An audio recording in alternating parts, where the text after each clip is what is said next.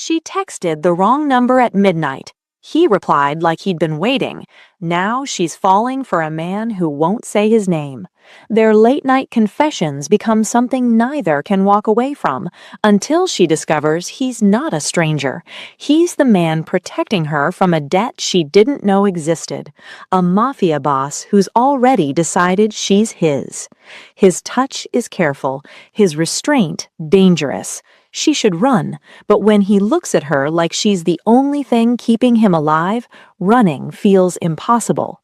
How do you love a man whose world could destroy you, but whose absence would kill you faster? Welcome to K Stories by Emma. Before we continue, please like, share, subscribe, and hit that notification bell so you never miss any story. Kiana's staring at her phone like it's a loaded gun. It's 11 p.m., the wine bottle's empty, her husband's asleep upstairs, or pretending to be. Doesn't matter, he stopped caring where she was years ago. She scrolls through her contacts, finds Marissa's name, her best friend, the one person who might understand why she feels like she's drowning in her own house. Her thumb hovers over the screen. I need you tonight. She hits send. 3 seconds later, her stomach drops. Wrong number. She'd clicked the contact right below Marissa's, some number she doesn't even recognize, probably a spam call she forgot to delete. Her heart hammers. She types fast. Wrong number, sorry. She's about to delete the thread when the reply comes. Who is this? She freezes. Most people would have ignored it or sent back some sarcastic joke, but this guy, he's asking like he actually wants to know. Just someone who made a mistake. The 3 dots appear, disappear, appear again. You sure? Her throat tightens. Yeah, I'm sure. Then why are you still texting me? She stares at the screen. He's right. She should have blocked him by now, but something about the way he's talking to her, calm, direct, unbothered, makes her pause. I don't know. That's the first honest thing you've said. Her chest goes tight. She doesn't know this man, doesn't know his name, his face, anything, but somehow he just read her better than her own husband ever has. She puts the phone down, picks it up again. Who are you? Does it matter? Yes. Why? Because you're the only person who's asked me a real question in months, she thinks, but she doesn't type that. Because I need to know if I should block you. The reply comes fast. You won't. Her pulse spikes. How do you know? Because if you were going to, you already would have. She hates that he's right. She types, deletes, types again. I was drunk. No, you weren't. Her hands start shaking. How would you know? Because drunk people don't text like that. Lonely people do. The word lonely hits like a slap. She should be angry. She should block him and go to bed and forget this ever happened. Instead, she whispers out loud, Who the hell are you? Her phone buzzes. Go to sleep. You'll feel better in the morning. She doesn't reply, but she doesn't delete the conversation either. The next night, he texts first. You okay? Kiana's sitting on the edge of her bed staring at those 2 words like they're written in a language she forgot how to speak. No one's asked her in so long she doesn't even know how to answer. Her fingers hover over the keyboard. Why do you care? Because you texted me at midnight saying you needed someone and then you pretended you didn't. Her throat burns. I told you I was drunk. You weren't that drunk. She closes her eyes, takes a breath. What do you want from me? The reply takes longer this time. Nothing, just wanted to make sure you were still breathing. Something cracks open in her chest. I'm tired. Of what? Pretending I'm fine. The 3 dots appear, stay there for what feels like forever. Then stop pretending. Her breath catches. What kind of stranger says that? She types slow. I don't even know your name. The reply comes in seconds. Kyung, and I don't lie to people I care about. She stares at the screen. He cares about her, and she doesn't even know his face. Kiana tells her husband she's meeting Marissa for lunch. He doesn't even look up from his phone, just grunts something that might be okay and goes back to scrolling. She grabs her keys, walks out the door, and feels nothing.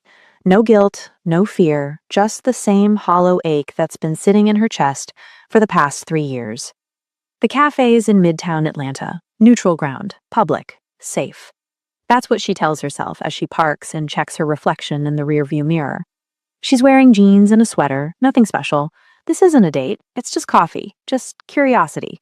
Just a way to prove to herself that this whole thing, the texts, the late night confessions, the stranger who somehow sees her better than anyone, isn't real.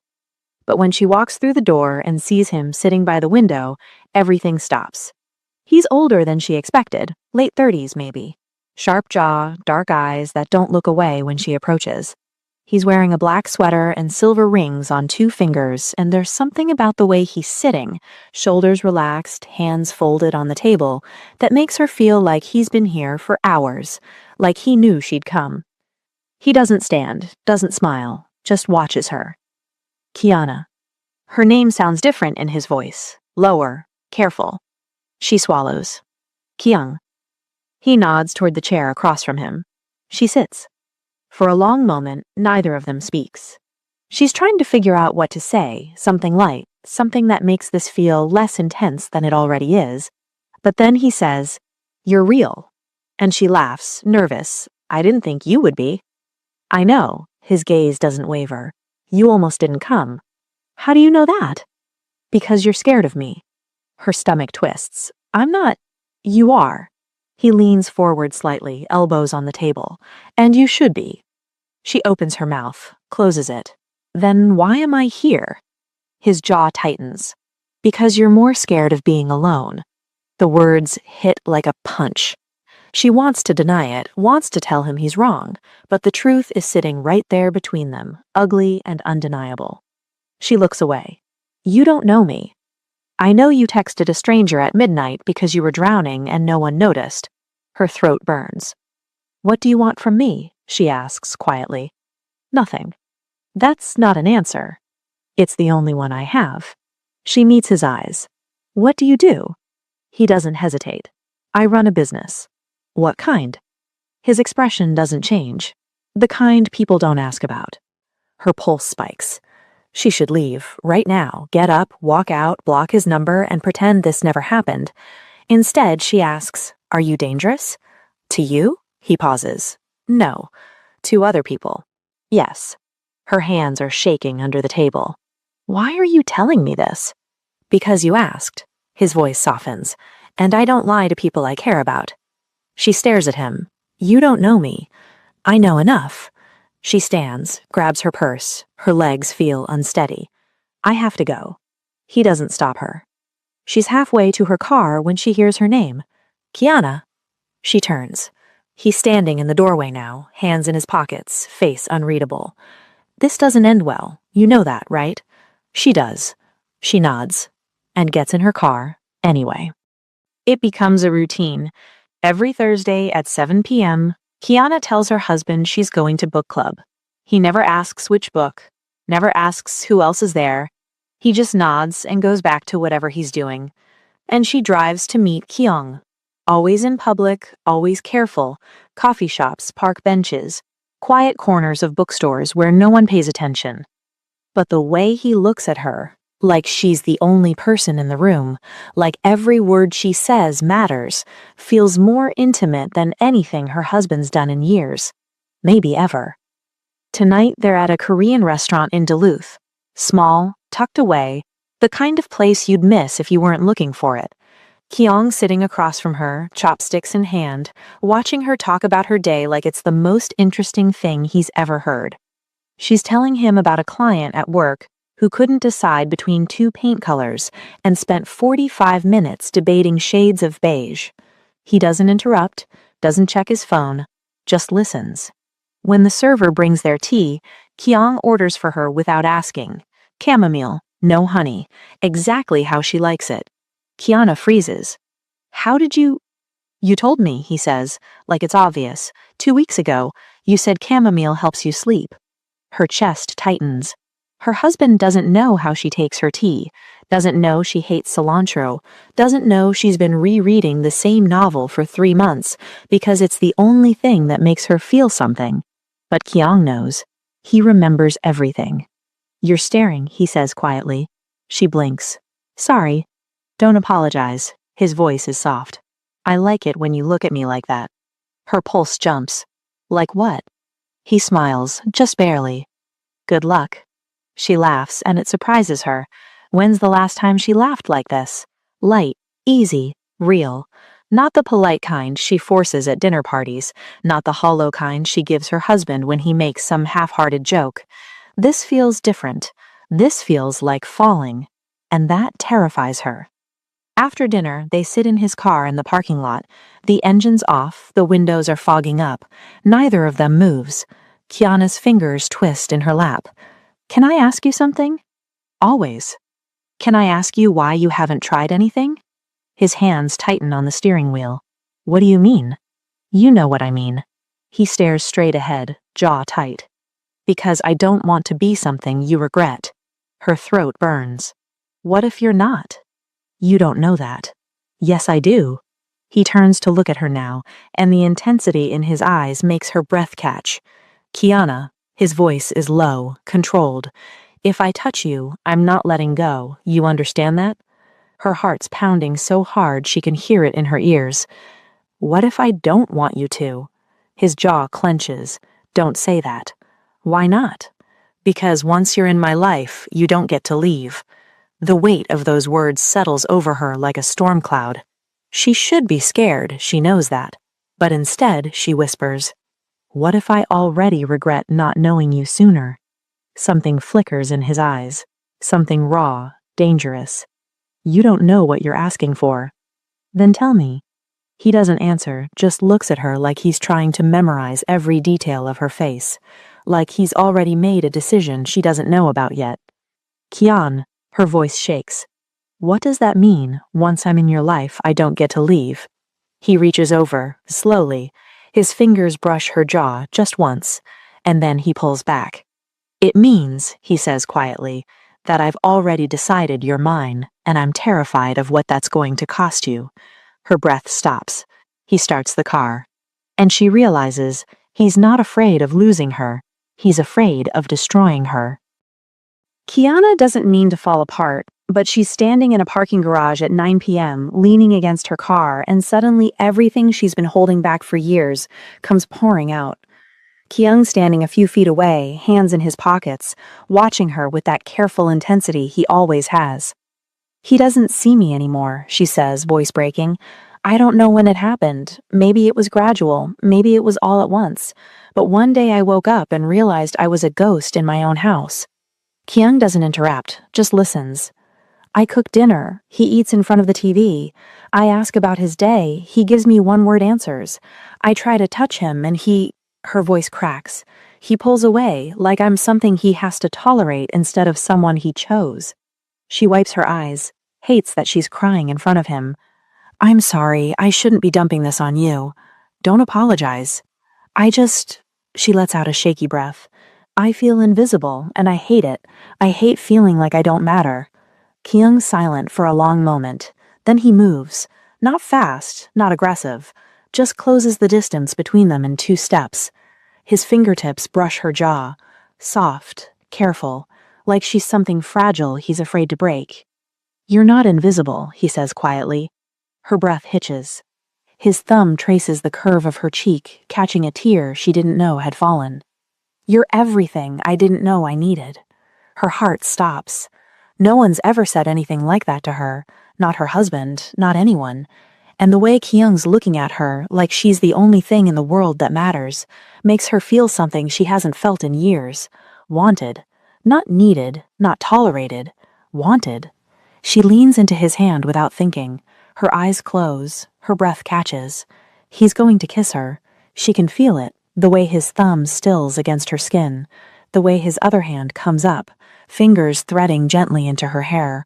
Her lips part. And then he pulls back, steps away, like she burned him. Kiana's eyes snap open. What? His voice is rough, strained. Why not? Because if I start, I won't stop. She stares at him, confused, hurt. Maybe I don't want you to stop. His jaw clenches. You don't know what it means to be mine, Kiana. You don't know what my life is, what I do, what being close to me costs. Then tell me. I can't. Why not? Because the more you know, the more danger you're in. Her chest tightens. I don't care. I do. She takes a step toward him. He takes a step back. Kyung, go home. The words cut like a knife. Are you serious right now? Yes. Her voice shakes. You just told me I'm everything you didn't know you needed, and now you're pushing me away? His face is stone, but his eyes are screaming something he won't say out loud. Go home, Kiana. She wants to argue, wants to fight, but the look on his face tells her it won't matter. So she gets in her car, slams the door, and drives, tears streaming down her face, hands shaking on the wheel. And that's when it hits her. She's not afraid of him. She's not afraid of his world, his secrets, his danger. She's afraid of how much she wants him and how badly it's going to hurt when he finally lets her in. Kiana can't stop thinking about the way Kyung pulled away, the way his hand left her face like she was fire, the way his voice broke when he told her to go home. She texts him the next morning. I'm sorry if I pushed too hard. No reply. She waits all day. Nothing. That night she tries again. Are you okay? Still nothing. By the second day, the silence feels like abandonment. Maybe he's done with her. Maybe she scared him off. Maybe he realized she's not worth the risk. She's lying in bed, staring at the ceiling, when her phone buzzes. 11:47 p.m. I'm sorry. Her heart slams against her ribs. She types fast. For what? For walking away. Where have you been? Thinking. About what? You. Her breath catches. Can we talk? His reply comes instantly. Tomorrow, Piedmont Park, 7 p.m. She doesn't sleep that night. The park's quieter than usual. Kiana finds him sitting on a bench near the lake, hands clasped between his knees, staring at the water like it holds answers he'll never find. She sits beside him, doesn't say anything. For a long time, neither of them speaks. Then Kyung says, I shouldn't have pushed you away like that. You were protecting yourself. No, he shakes his head. I was protecting you. She turns to look at him. From what? From me. Her throat tightens. Why are you so afraid of this? He exhales slowly. Because people I love don't stay safe. The words hang in the air like smoke. Kiana's pulse quickens. What does that mean? He's silent for a moment. Then, have you ever been in love? The question catches her off guard. I thought I was once. What happened? I married him. Her voice is bitter. And then I disappeared. Kyung nods, like he understands. What about you? She asks quietly. Have you ever been in love? He doesn't answer right away. When he does, his voice is barely above a whisper. Once. Kiana's chest tightens. What happened to her? He looks away. She didn't survive it. Her blood runs cold. What do you mean? I mean, loving me got her killed. The words slam into her like a freight train. She doesn't know what to say, doesn't know how to process what he just told her.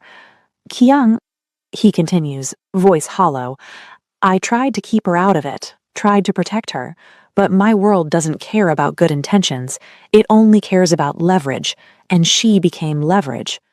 Kiana's hands are shaking. Is that why you won't touch me? Because you're afraid I'll end up like her? He turns to look at her now, and the pain in his eyes is so raw it almost breaks her. No, he says, it's because if I touch you, I'll never let you go, and I don't know if I can keep you safe. Her breath stops. She should be terrified, should stand up, walk away, block his number, and never look back. But instead, she reaches for his hand, slowly, carefully. Her fingers wrap around his. He doesn't pull away. I'm not asking you to keep me safe, she whispers. I'm asking you to let me in. His grip tightens. You don't know what you're asking for. Maybe not, her voice is steady now, but I'm asking anyway. He stares at their joined hands like he's trying to memorize the way they fit together. And for the first time, Kiana understands. Loving him means accepting she might not survive it, but walking away would kill her just as fast. Kiana's husband comes home at 2 a.m. She's been asleep for hours, or pretending to be, when she hears the front door slam. Heavy footsteps. Something crashes in the kitchen. She sits up, heart pounding. When she goes downstairs, he's standing by the counter, gripping the edge like it's the only thing keeping him upright. He reeks of whiskey and desperation. "Are you okay?" she asks carefully. He doesn't look at her. "Fine." "You don't look fine." "I said I'm fine." His voice is sharp, agitated. She takes a step closer. "What's going on?" "Nothing you need to worry about." That's not an answer. He finally turns to look at her. His eyes are bloodshot, wild. "Just drop it, Kiana. I'm your wife. If something's wrong—" "I said drop it." The shout echoes through the kitchen. She flinches. He's never yelled at her like that before.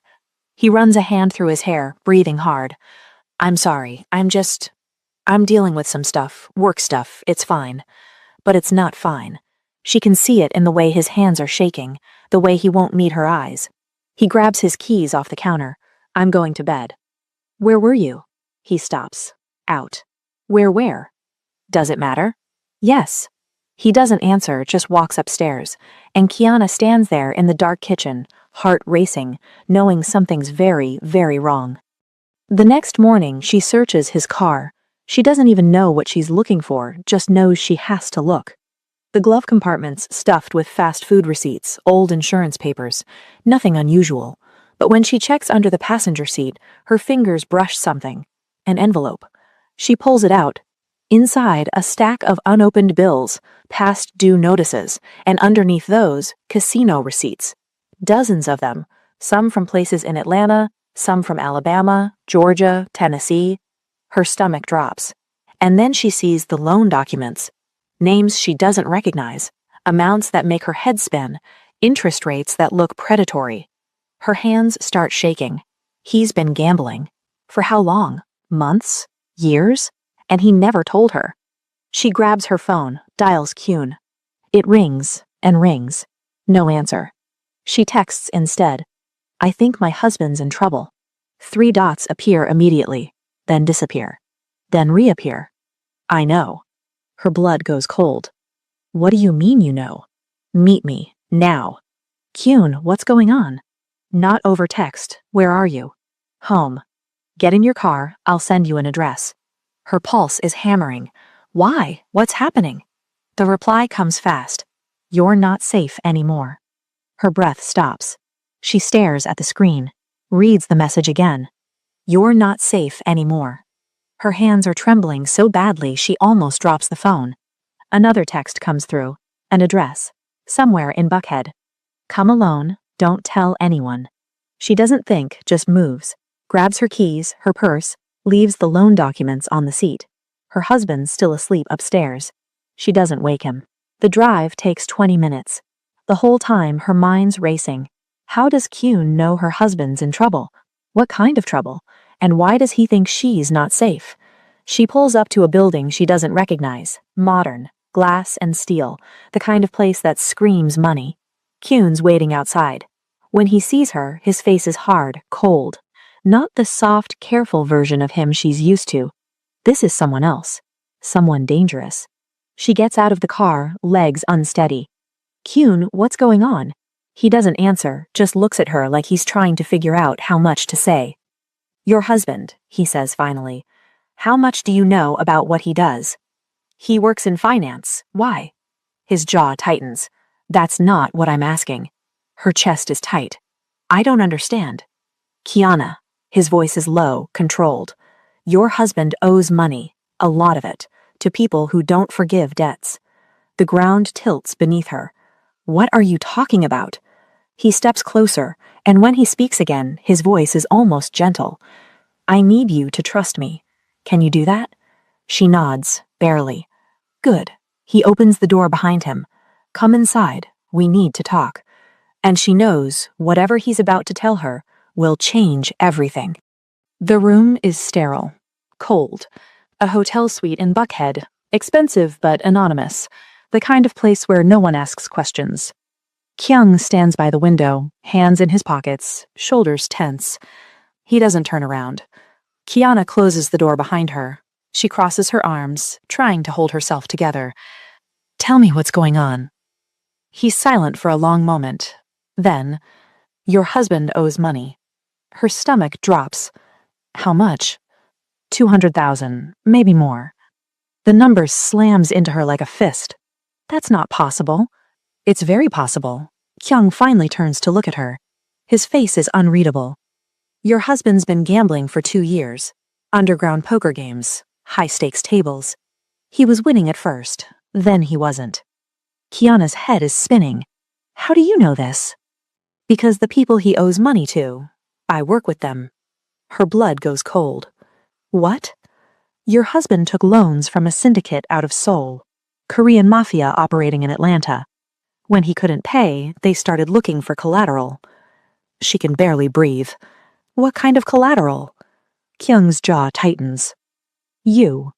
The word hangs in the air like poison. No, she shakes her head. No, that's not. Your name came up 3 months ago, he continues. Someone suggested using you as leverage. Force your husband to pay by threatening you. Her legs feel weak. So what? You were watching me? I was protecting you.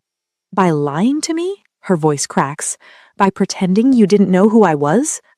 I didn't lie about how I feel. But you lied about everything else. Yes, his voice is raw. Because if I told you the truth, you'd have run, and I couldn't let that happen. She backs toward the door. You used me? No, he steps forward. I fell for you. Don't. Tears burn her eyes. Don't make this about feelings when you've been playing me this whole time.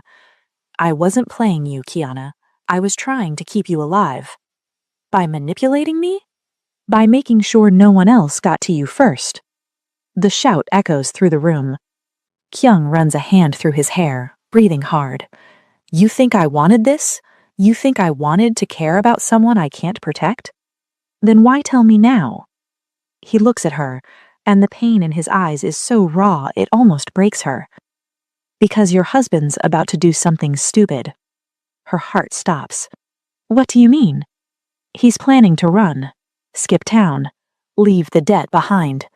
He wouldn't. He already bought a plane ticket, one way, to Mexico. The room tilts. And when he runs, Kyung continues, voice low, the people he owes are going to come for you. She can't breathe, can't think.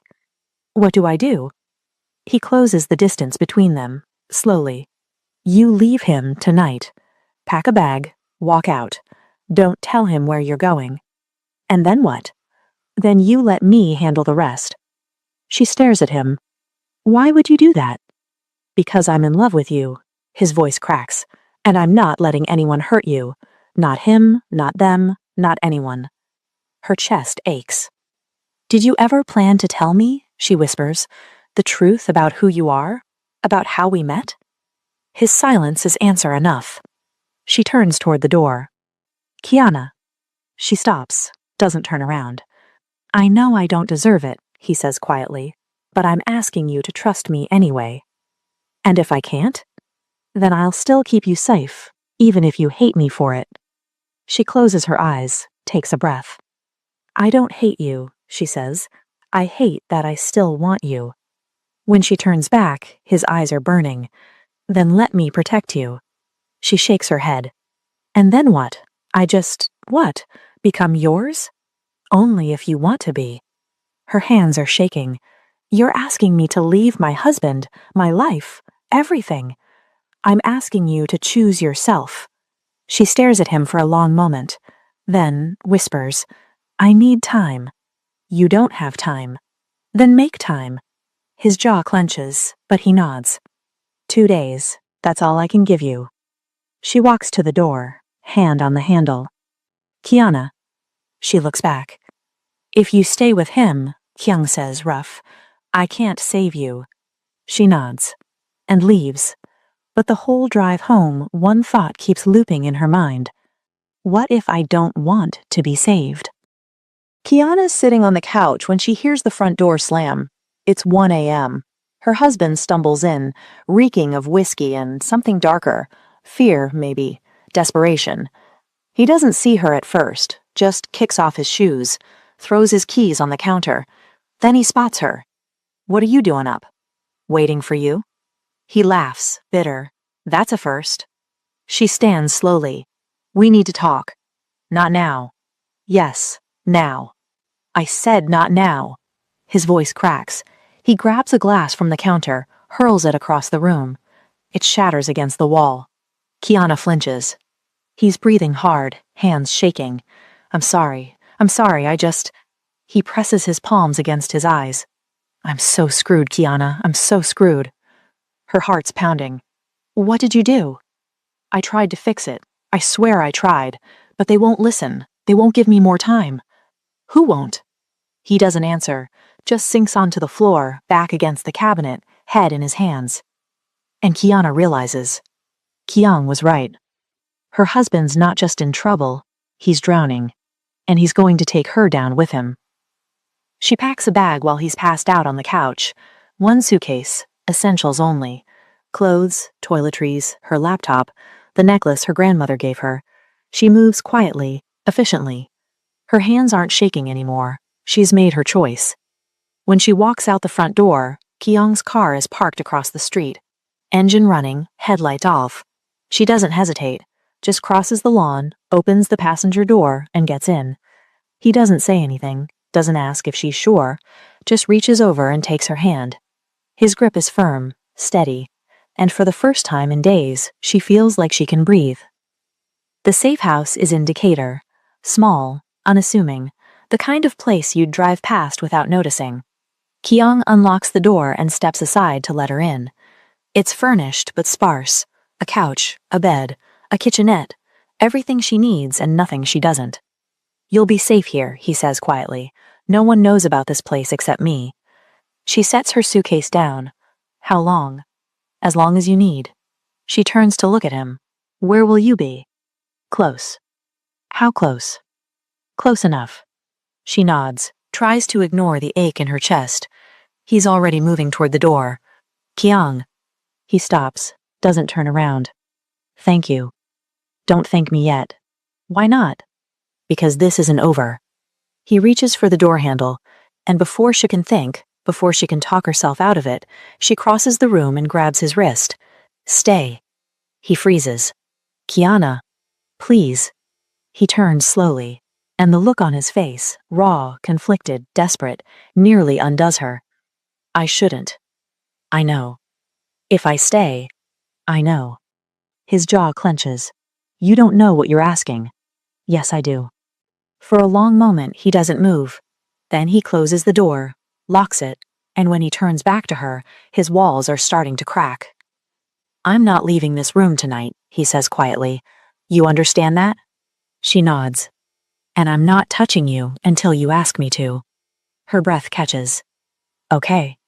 He sits on the edge of the bed, still dressed, still tense. She sits beside him. Neither of them speaks. The silence stretches, heavy, charged.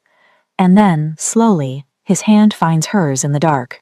She holds on, not because she's scared, not because she needs him to save her, but because for the first time in her life, she's choosing someone who chose her back. His thumb brushes over her knuckles. You're shaking, he whispers. So am I. He doesn't deny it, just tightens his grip. And she realizes he's not afraid of losing her. He's afraid of failing her. Kyung. Yeah? I'm not going anywhere. His breath hitches, and when he finally looks at her, his eyes are burning with something she's never seen before. Not fear, not control, just raw, unfiltered need. You should sleep, he says, voice rough. I can't. Try. She lies back, he stays sitting, but his hand never leaves hers, and somewhere between the silence and the darkness, she falls asleep holding on to the only person who's ever made her feel like she matters. Morning light filters through the curtains. Kiana wakes slowly, disoriented. It takes her a second to remember where she is. Safe house, Decatur. Kyung. She sits up, heart racing, and looks around.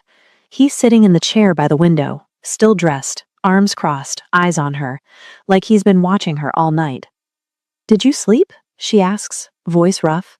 No. Kyung. I'm fine. You're not fine. You look exhausted. He shrugs. I've been worse. She pulls the blanket tighter around herself. How long have you been sitting there? Does it matter? Yes. He doesn't answer. She swings her legs off the bed, pads across the floor, sits on the armrest of his chair. Talk to me. About what? About why you won't let yourself rest. His jaw tightens. I'm not tired. You're a terrible liar. He looks up at her, and the exhaustion in his eyes is so deep it almost breaks her. I can't, he says quietly. Can't what? Sleep. Not when you're here. Not when I'm supposed to be keeping you safe. I am safe. You don't know that. Neither do you. He exhales, long and slow. Kiana reaches out, brushes a strand of hair off her forehead. Tell me about her. Kyung's whole body goes rigid. Who? The woman you lost. He looks away. I don't talk about her. Maybe you should. Why? Because you're carrying her around like a ghost, and I need to know if there's room for me. His throat works. For a long time, he doesn't speak. Then, her name was Jin. Kiana waits. We were together for 2 years. She didn't know what I did, not at first. I kept her away from it. Thought I could have both, the business and her. His voice is flat, emotionless, like he's reading from a script he's memorized. Someone found out about her, used her to get to me, took her, told me if I didn't do what they wanted, they'd kill her. Kiana's chest tightens. I did everything they asked, gave them money, information, access, and they killed her anyway. His hands curl into fists. I found her 3 days later in a warehouse in South Atlanta. She'd been dead for 2. Kiana's eyes burn. Kyung. I didn't protect her. His voice cracks. I told her I'd keep her safe, and I failed. That wasn't your fault. Yes, it was. No. She slides off the armrest, kneels in front of him. It was theirs, the people who took her, not yours. He shakes his head. You don't understand. Then help me understand. He finally looks at her, and the pain in his eyes is so raw she can barely stand it. I'm not afraid of dying, Kiana. I'm afraid of failing you the way I failed her. Her breath stops. I'm not her, she says quietly. I know. Then stop treating me like I'm going to break. His jaw clenches. You don't know what you're asking. Yes, I do. She stands, and before he can stop her, she straddles his lap. His hands come up instinctively, gripping her hips, holding her steady. Kiana, I'm not fragile, her voice is firm. I'm not weak, and I'm not going to disappear. His forehead presses against hers. If I lose you, I don't survive it. Her hands cup his face. Then don't let go. For a heartbeat, neither of them moves. And then he kisses her, slow at first, tentative, like he's afraid she'll vanish if he pushes too hard. But Kiana doesn't pull away. She leans in, parts her lips, lets him in. And the kiss deepens. Desperate, consuming, like he's memorizing the shape of her mouth. His hands slide up her back, into her hair, holding her like she's the only thing keeping her tethered to the earth. When he finally pulls back, they're both breathless.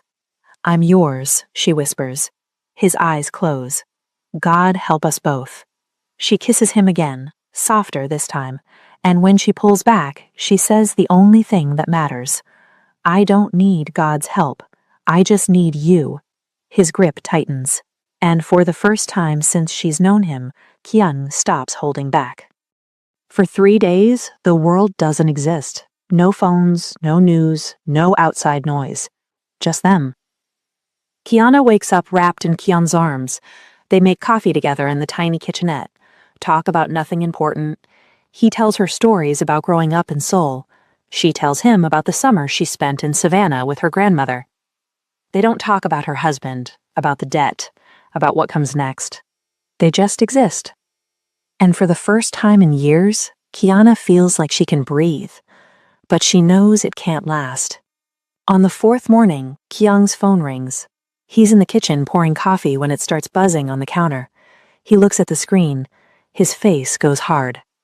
I need to take this, he says quietly. Kiana nods. He steps outside, closes the door behind him. She watches through the window as he paces, jaw tight, shoulders tense. Whatever he's hearing, it's not good. When he comes back inside 5 minutes later, His face is unreadable. "What happened?" she asks. He doesn't answer right away, just sets his phone down, runs a hand through his hair. "They found your husband." Kiana's chest tightens. "Where?" "Airport. He was trying to board a flight to Cancun." Her stomach drops. "Is he alive?" Kyung nods. "Barely." What does that mean?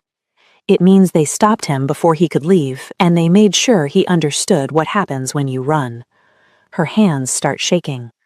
"Did they—" "He's in a hospital, under guard." Kyung's voice is flat, emotionless.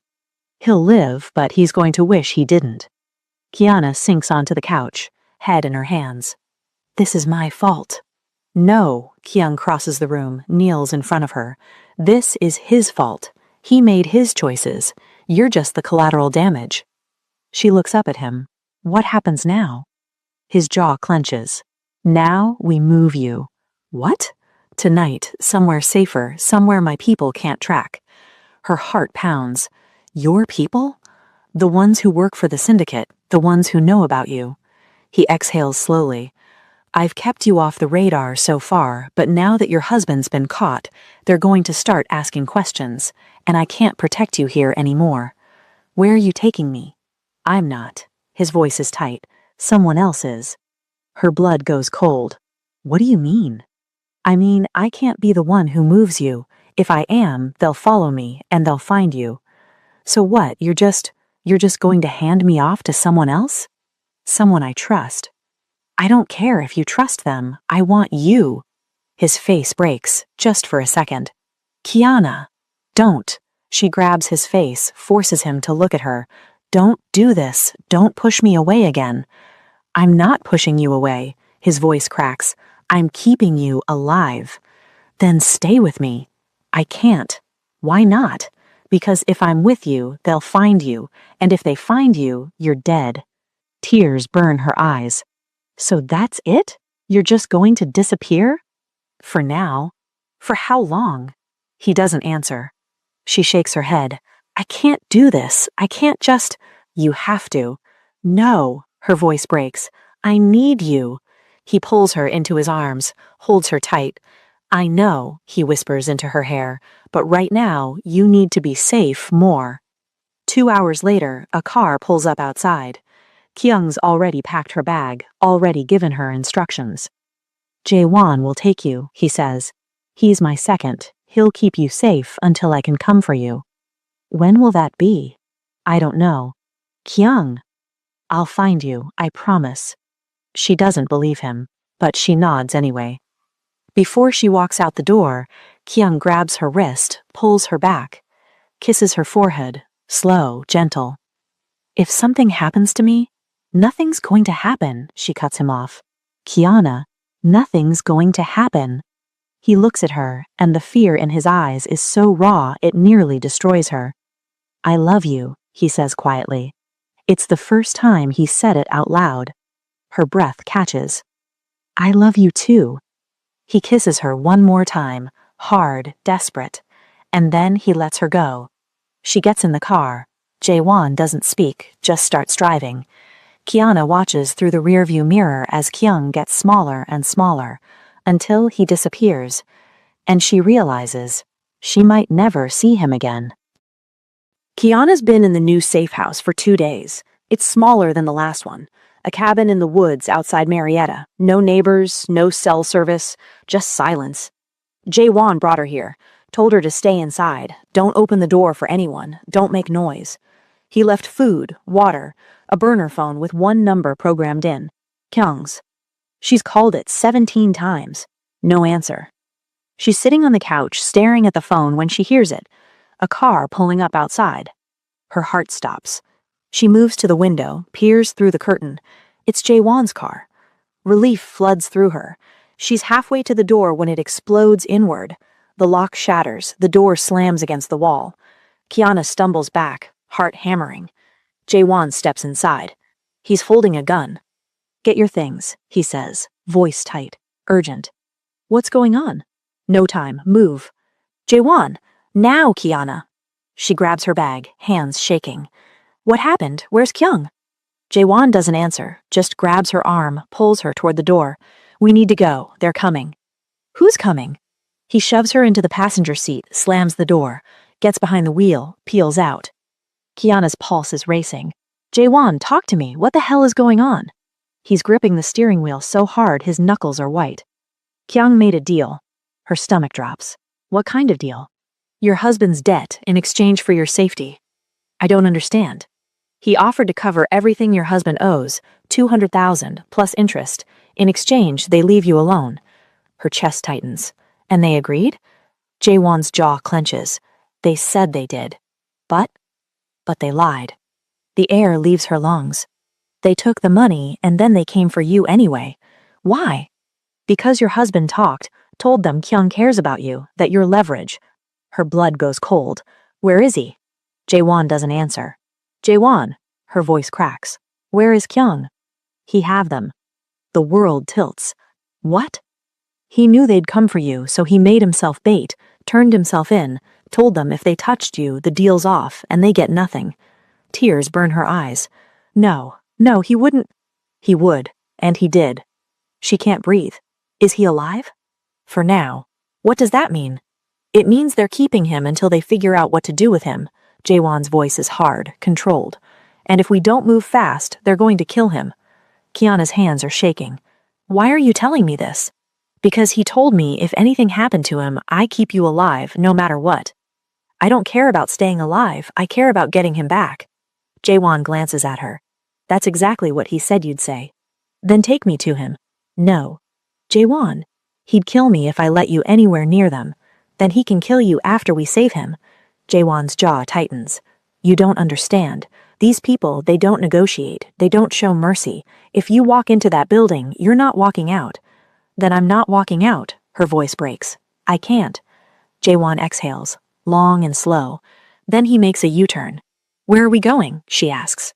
Somewhere I'm going to regret. Where is he? Jaewon's grip tightens on the wheel. Warehouse, South Atlanta, near the rail yards. How many people? Too many. I don't care. You should. She turns to look at him. Why are you helping me? His jaw works. Because Kyung's the closest thing I have to a brother, and if he dies trying to save you, the least I can do is help you save him back. Kiana's throat burns. Thank you.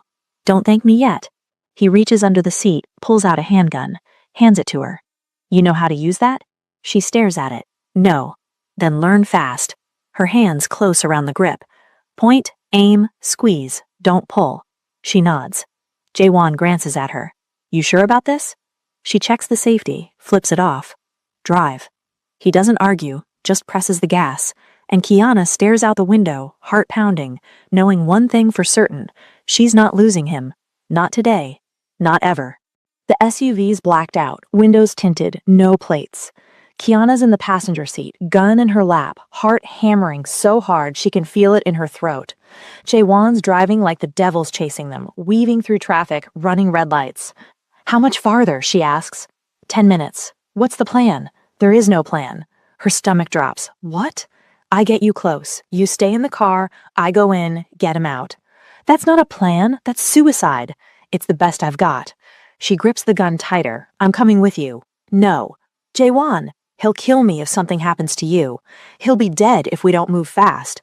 Jaewon's jaw clenches, but he doesn't argue. They pull up to a warehouse near the rail yards. Rusted metal, broken windows, the kind of place where bad things happen and no one asks questions. Jaewon kills the engine.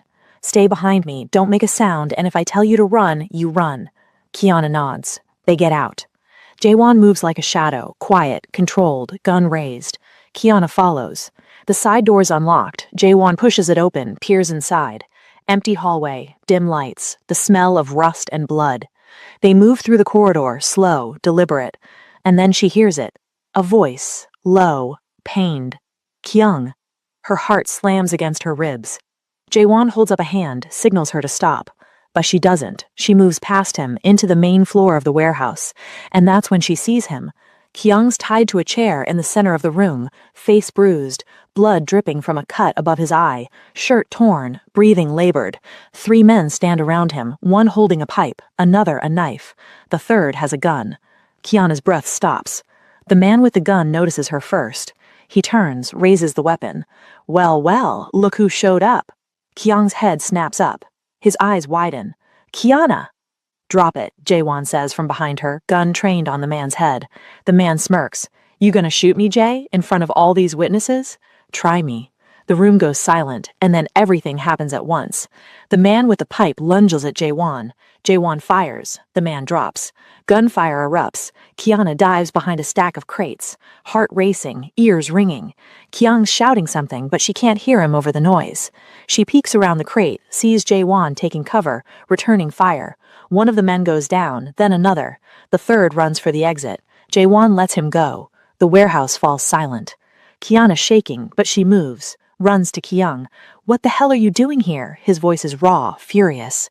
She drops to her knees, starts working on the ropes around his wrists. Saving you. You shouldn't have come. Shut up.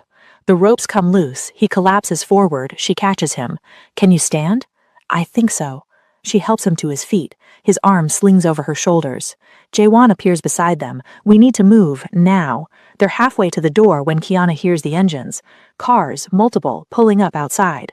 Jaewon curses. That's our guys. Your guys? Kyung's crew. I called them before we left. The door bursts open. 5 men storm in, armed, tactical. The fight's over in seconds. The remaining syndicate members don't even get a shot off. Kyung's crew secures the building. One of them, tall, broad-shouldered, scar across his cheek, approaches. Boss, you good? Kyung nods. Get us out of here. They move toward the exit, Kiana still holding him upright, his weight's heavy against her, his breathing shallow. Kyung? I'm fine. You're not fine. I will be. They're almost to the SUV when his knees buckle. He collapses. Kiana screams his name.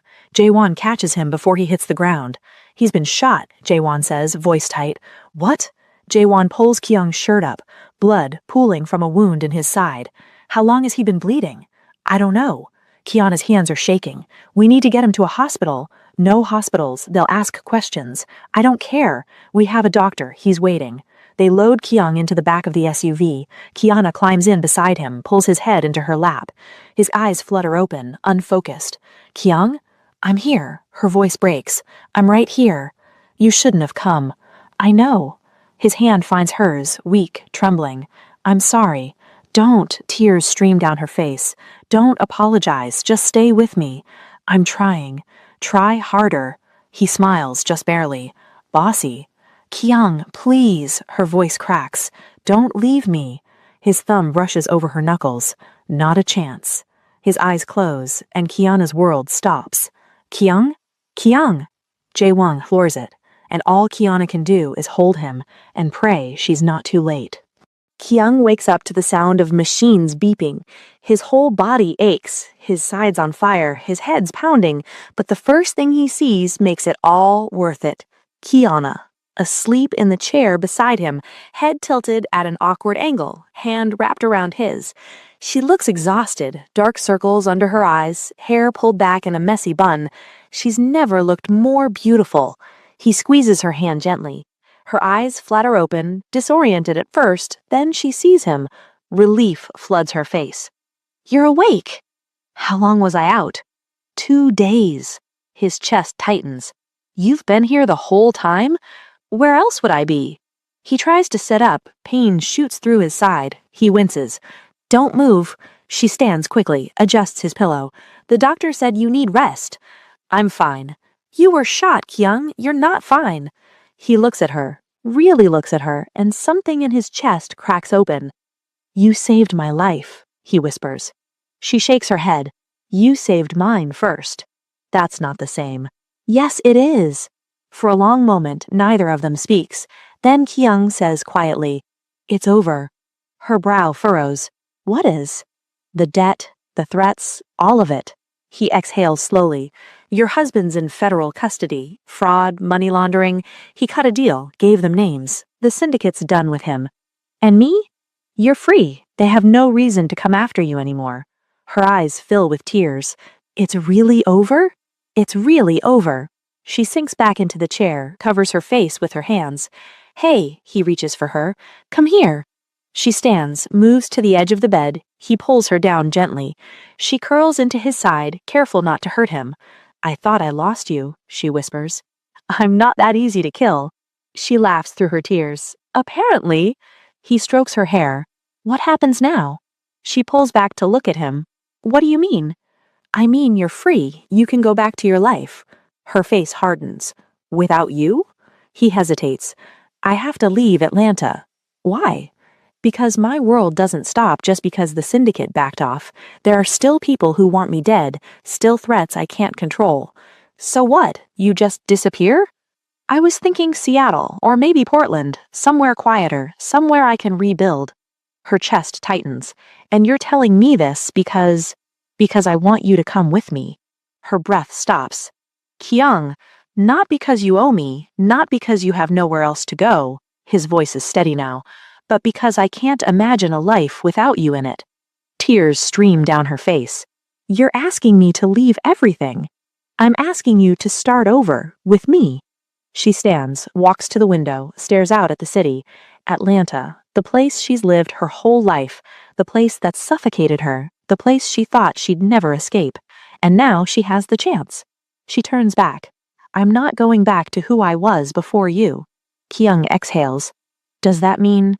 She crosses the room, climbs carefully into the hospital bed beside him, rests her head on his chest. It means wherever you go, I go. His hand tangles in her hair. Even if it's dangerous? Especially if it's dangerous. He kisses the top of her head, holds her close. And for the first time in his life, Kyung believes in something other than survival. He believes in love. He believes in her. 3 months later, Kiana stands on the balcony of a penthouse in Seattle. The city lights stretch out below her, rain